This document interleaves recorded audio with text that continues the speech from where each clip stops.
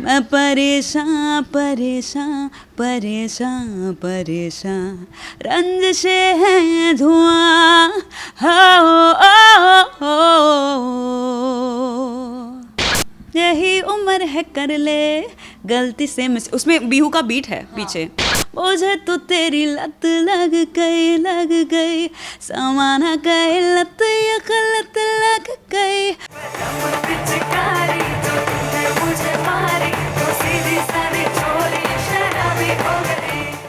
সংগীত আপোনাৰ মোৰ সকলোৰে প্ৰিয়। সংগীত ভাল পোৱাৰ প্ৰতিজন লোকক আমি ভাল পাওঁ। আজি এগৰাকী বিশেষ লোক মোৰ সৈতে আছে। তেওঁ হৈছে শালমালী। তেওঁ আহিছে বম্বেৰ পৰা আৰু অসমলৈ আহিছে। নৰ্থ ইষ্টলৈ তেওঁ আগতে আহিছে নে নাই, তেওঁ গানৰ বাবে আমি জানো তেওঁৰ বহু গান আছে, সেই গানসমূহ আমি শুনিছোঁ। তেওঁ আজি মোৰ সৈতে আছে, গতিকে আমি তেওঁৰ সৈতে অলপ কথা পাতোঁ আৰু তেওঁ কি ভাবে অসমখনক লৈ, নৰ্থ ইষ্টখনক লৈ, আমি সেই বিষয়ে তেওঁৰ সৈতে কথা পাতোঁ। Welcome. Thank you so much. Okay, आप पहली बार असम आए हैं, नॉर्थ ईस्ट पहली बार आए हैं? नहीं बिल्कुल, नॉर्थ ईस्ट आना उतना होता नहीं है, पर ये डेफिनेटली मेरा मेरी पहली बार नहीं हो रही है मुलाकात गुवाहाटी से। इनफैक्ट गुवाहाटी में पापॉन के साथ एक शो किया था काफ़ी सालों पहले, and that was a beautiful memory. और उसके बाद आज will make new memories. Assam में किया था वो कंसर्ट?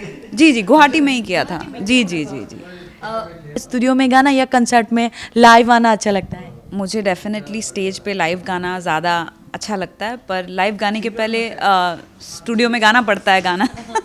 तो दोनों जगह गाना मैं पसंद करती हूँ, पर दोनों जगह का रिक्वायरमेंट अलग होता है। एक अलग एक्सपर्टीज़ लगती है स्टूडियो में गाने के लिए और लाइव, पर पर्सनली मुझे लाइव गाना ज़्यादा पसंद है। আপোনালোকে বদতমিজ দিল হওক, ইছকজাদে হওক বা এই জৱানী হে দিৱানী এনেকুৱা বহু ছুপাৰহিট মুভিত ছুপাৰহিট ছং গাইছে শালমালীয়ে। তাৰ লগতে ফিল্ম নেশ্যনেল যি ফিল্ম এৱাৰ্ড, সেই এৱাৰ্ড তেওঁ বহুকেইটা এৱাৰ্ড পাইছে। গতিকে বেচিকেলি আমি সেই কথাখিনি এতিয়া পাতিম যে ইছকজাদে जो फिल्म था आपके जो वहाँ पे संग था परेशान, उसके लिए आपको बहुत सी playback singer, best playback singer, बहुत से आपको ये अवार्ड मिले थे। इसके बारे में क्या कहना है आपको? मेरे करियर की शुरुआत थी जब मैं परेशान गाना गाया था इशकजादे के लिए, और उस पहले गाने के लिए मुझे आपने जैसे कहा कि काफ़ी सारे अवार्ड्स भी मिले। तो I felt very welcome into the industry, और मैंने खुद के बारे में काफ़ी कुछ जाना उस गाने के ज़रिए, क्योंकि उसके बाद मेरे और गाने आने लग गए इंडस्ट्री में। So it's a beautiful feeling to feel accepted by your audience and by the fraternity. क्योंकि उसके बाद दारू देसी, लत लग गई, बेशर्मी की आइट, अलम पिचकारी, ये सारे गाने उसके बाद आए। तो परेशान मेरे लिए एक बहुत स्पेशल जगह है परेशान गाने के लिए। थोड़ा अगर हमारे दर्शकों के लिए जी। नए नए नैना मेरे ढूंढे हैं, दर बदर क्यों तुझे, नए नए मंजर ये तकते हैं, इस कदर क्यों मुझे, ज़रा ज़रा फूलों पे झड़ने लगा दिल मेरा, ज़रा ज़रा कांटों से लगने लगा दिल मेरा, मैं परेशान परेशान परेशान परेशान, आतिशे वो कहाँ, मैं परेशान परेशान परेशान परेशान, रंजिशे हैं धुआं, हो यह शालमाली। हम अगर बॉलीवुड के बारे में बात करें, बॉलीवुड के बाहर भी आप तमिल हो, तेलुगु हो या बंगाली इंडस्ट्री में भी आपने गाना गाया है, और एक्टिंग करियर के बारे में कुछ बोलिए आप। मेरा एक्टिंग में कुछ करियर नहीं है, मैं सिर्फ गाना गाती हूँ। इनफैक्ट मैं गाने लिखती भी हूँ, मैं खुद के गाने। इनफैक्ट मैंने अभी 2 एल्बम्स लास्ट ईयर और ये साल मिलाकर 2 एल्बम्स मैंने रिलीज़ किए हैं खुद के गानों के। तो मैं इंग्लिश में गाने लिखती हूँ। So that is my latest work right now, and बहुत अच्छा लगता है खुद के गाने लिखने में, क्योंकि एक जो मैंने करियर बनाया है बॉलीवुड प्लेबैक में, वो दूसरों के गाने गाकर बनाया है। पर ये जो मेरा नई डायरेक्शन है मेरे करियर की, वो है खुद के गाने लिखना। उसमें मेरा ज़्यादा से ज़्यादा टाइम मैं बिताती हूँ अभी। पर येस, लाइक यू सेड, मैंने तमिल, तेलुगु, बंगाली, गुजराती, अभी अभी मेरा एक गुजराती गाना भी रिलीज़ हुआ है। तो ये सब होते रहता है। So it's a good experience to learn from different languages, क्योंकि हर भाषा की डिक्शन और इंटोनेशन अलग होती है और एक एक्सप्रेस करने का तरीका अलग होता है। सो बहुत कुछ लैंग्वेजेस गाने से सीखने मिलता है। और बॉलीवुड सॉन्ग या पॉप या वेस्टर्न, कौन सा आपको ज़्यादा अच्छा लगता है? डेफिनेटली वेस्टर्न पॉप, ये मेरा फोर्टे है मुझे लगता है, और उसके ही वजह से शायद मुझे बॉलीवुड में भी एक जगह मिली, क्योंकि वो स्टाइल ऑफ सिंगिंग और स्टाइल ऑफ राइटिंग लेकर मैं इंडस्ट्री में मैंने एंट्री की। तो डेफिनेटली जो मेरे दिल के करीब है वो है वेस्टर्न पॉप। और एक बात, जब हम बॉलीवुड के बारे में बात करें तो ऐसा सुनने में आता है कि नेपोटिज्म के बारे में सुनने में आता है कि अगर आपके बाप या आपका कोई रिलेटिव्स कुछ ऐसे ही बड़े लोग नहीं होते हैं तो आपको वहाँ पे कदम रखना ही बड़ा मुश्किल होता है। तो आपने कैसे किया था? मेरा तो कोई गॉडफादर है नहीं इंडस्ट्री में, पर फिर भी I think I have had a pretty decent career so far. हम जितना एफ़र्ट लेते हैं अपना करियर बनाने में, वही चीज़ें आप अट्रैक्ट करते हो, ये मैं मानती हूँ। क्योंकि पहले से मुझे एक ही चीज़ पता थी कि मुझे म्यूज़िक करना है, चाहे वो बॉलीवुड हो या ना हो, पर मुझे म्यूज़िक करना है। तो उसके पीछे मैं जान लगा कर लग गई थी। So I think I attracted the right things, and then I ended up getting those opportunities from music directors and otherwise. तो नेपोटिज्म हमें देखने मिलता है, क्योंकि फॉर दोज एक्टिंग में ज़्यादा आप शायद देखेंगे ये, क्योंकि वो because the parents are in that profession, it's that surrounding, उस सराउंडिंग में बच्चे बड़े होते हैं, तो that's more convenient thing to do. But at the same time उनकी भी स्ट्रगल्स उतने ही होती हैं, और उनको भी उतना ही हार्डशिप से जाना पड़ता है in order to make a good career out of that. सिर्फ हैविंग अ फादर और a mother who is in the acting profession doesn't mean कि आप भी सक्सेसफुल हो जाओगे बाय डिफ़ॉल्ट। तो एफर्ट सभी को लेना पड़ता है, चाहे आपका कोई गॉडफादर हो या ना हो। अब अभी प्रेजेंट आप किस प्लानिंग से जुड़ी है? अभी तो मैं अपने लाइक आई सेड, मैं खुद के गाने लिखती हूँ, तो उसी में लगी हूँ। क्योंकि अभी नया गाना आएगा? अभी आएगा तो ज़रूर आएगा। आई थिंक जनवरी में शायद एक गाना आ जाएगा। अभी मैंने एक इंस्टाग्राम पे एक 1 मिनट म्यूज़िक का इट्स टाइम नाम का एक गाना खुद ने लिखा हुआ रिलीज़ किया है। मेरा एल्बम अभी अक्टूबर में रिलीज़ हुआ है, जिसमें 9 गाने हैं। तो 7 गाने इंग्लिश हैं और 2 गाने हिंदी हैं। और जो मैं आज शो में परफॉर्म भी करूँगी। तो वैसे मेरे इंडिपेंडेंट गाने तो 2023 में काफ़ी सारे आएंगे। और एक्टिंग में जाने की कुछ मन है आपका? नहीं नहीं, एक्टिंग में जाने का मन नहीं है। मैं अपने म्यूज़िक वीडियोस में जितना एक्टिंग कर लेती हूँ उतने में मैं खुश हूँ। There is no aspiration as सच।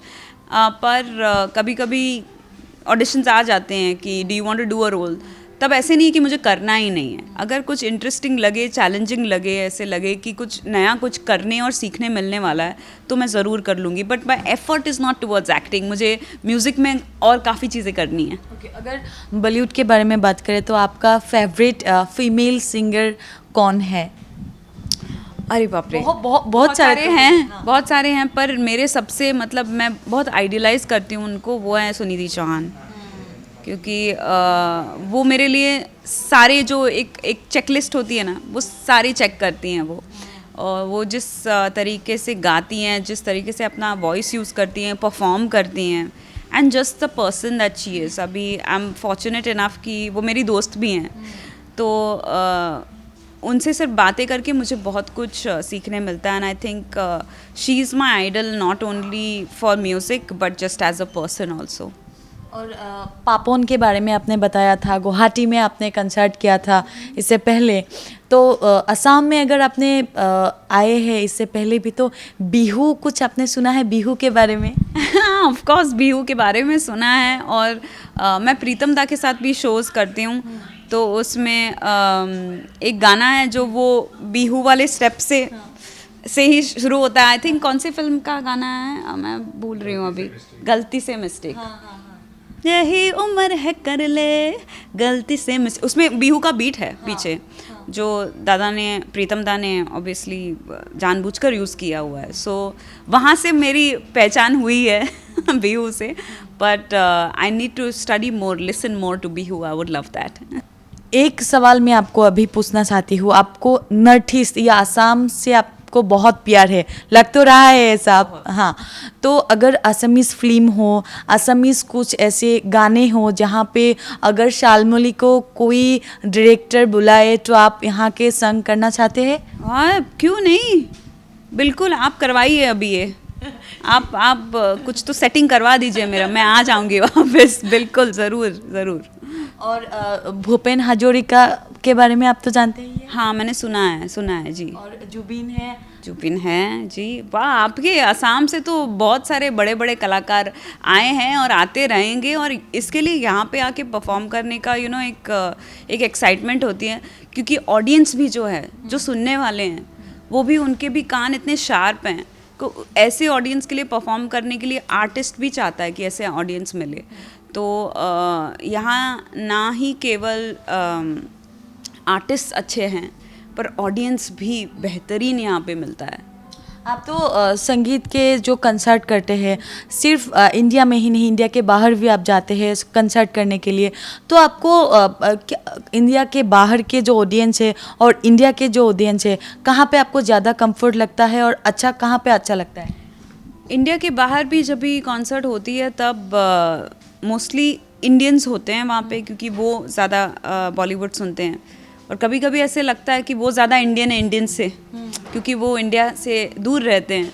तो जब भी कुछ इंडियन माहौल होता है, तो उनके अंदर का इंडियन जाग जाता है। So it feels like an even bigger Indian experience. Having said that, सब जगह का ऑडियंस अलग होता है। जैसे मुझे लगता है गुजरात में जब हम परफॉर्म करते हैं तब काफ़ी शांत होते हैं लोग, वो एन्जॉय करते हैं, पर उनका तरीका अलग होता है एन्जॉय करने का। नॉर्थ ईस्ट में लोग इन्वॉल्व होते हैं, बॉडीली इन्वॉल्व होते हैं, और वैसे ऑडियंस के लिए परफॉर्म करना मैं ज़्यादा प्रेफर करती हूँ। और यूएस या यूके जहाँ पे भी इंडियन ऑडियंसेस हैं, वो हाफ एंड हाफ, कोई पागल हो जाते हैं और नाचना पसंद करते हैं, कोई बैठ के सुनना पसंद करते हैं। But at the end of the day what matters is that the audience is having fun, and अगर आप वो एक्सपीरियंस दे पा रहे हो ऑडियंस के लिए, तो आप अपना काम कर रहे हो ठीक से। आपको इशकज़ादे से आपने जो शुरुआत किया था, इसके बाद भी आपने जहाँ जहाँ पे संगीत के आपको बहुत सारे अवार्ड मिले हैं, प्लेबैक सिंगर हो या कुछ पॉप, ऐसे आपको वॉइस में कुछ वो पॉप बेसिक जो है, एक बात हमको न्यूज़ में भी, हम अगर देखते हैं तो न्यूज़ में भी आते हैं कि कोई अगर गाने के लिए कोई अवार्ड मिलता है तो वहाँ पे क्या होते हैं कि कोई सेटिंग करता है, कोई सेटिंग करके वहाँ पे पैसे दे के वहाँ पे अवार्ड लेते हैं, ऐसे में भी सुनने को मिलता है। तो इसके बारे में क्या कहना है आपको? मेरा तो कुछ ऐसा मैंने इनफैक्ट सुना भी नहीं था इसके बारे में अभी तक। तो मेरे सुनने में अभी आया है कि ऐसे पैसे दे के भी अवार्ड्स लिए जा सकते हैं, बट मैंने कभी एक्सपीरियंस नहीं किया है खुद से। और what does that do? Awards करते भी क्या हैं, राइट? मुझे ऑनेस्टली लगता है कि अवार्ड जीत कर क्या मिलता है? एक इंट्रोडक्शन मिलता है आर्टिस्ट का कि इस आर्टिस्ट ने ये अवार्ड जीता है। इसके बगैर क्या मिलता है उससे? क्योंकि काम तो हम सबको करना है और आगे हम सबको बढ़ना है, चाहे उसके लिए अवार्ड मिले या ना मिले। मुझे कभी कभी लगता है कि ऐसे काफ़ी सारी चीज़ें हुई हैं, चाहे वो फिल्म्स हो या गाने हों, जिनको अवार्ड मिलना चाहिए था पर अभी तक अवार्ड नहीं मिला है। पर दोज थिंग्स और those pieces of art are still beautiful, तो I mean, I have a very different take on awards, but I'm very grateful कि fraternity ने मुझे इतने सारे over the last so many years validation मिलता है, right, award के साथ. तो मुझे मेरे artistry को validate किया है, इसके लिए I'm very very grateful. Last में एक जो रेस तू का आपका एक सॉन्ग है वो तो बहुत हम मुझको भी बहुत पसंद है और लोगों को भी बहुत पसंद है. अगर थोड़ा सा आप गुनगुनाए तो. दिल जीते या मैं जीतो देखोगी देखेगा तो लो दिल से शरत लग गई मुझे तो तेरी लत लग गई समाना गई लत ये गलत लग गई मुझे तो तेरी लत